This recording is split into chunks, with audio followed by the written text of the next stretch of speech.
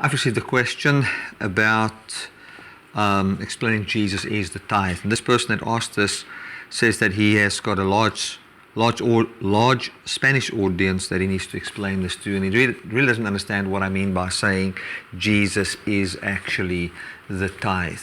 Now, my book on this will be out very soon, but I know it will be just a long read because it's about 350 pages book on this, but I can try and explain it in short. So if you want it in more detail, just wait for the book and we will have it in its finest detail.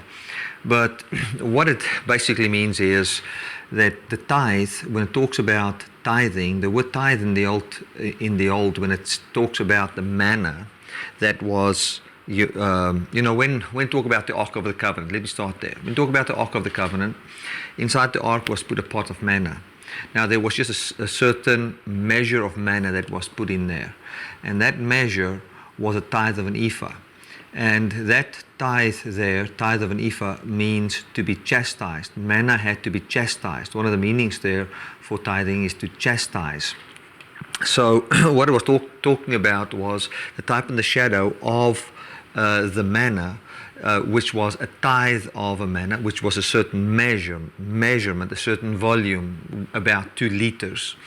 That word for that means to tithe, or that word for that measure, which it was a tithe, was to be chastised. So it basically says that the manna needs to be chastised and put in the ark. And from there, when we read tithe was talking about chastised manna. And chastised manna was the food that these people had to eat. And when Jesus came to the earth, he was the manna that came from heaven, which was chastised, which became our food, which we had to eat. Now, that is just in short. I trust that that will bless you and just get your mind to think in a certain direction. God bless.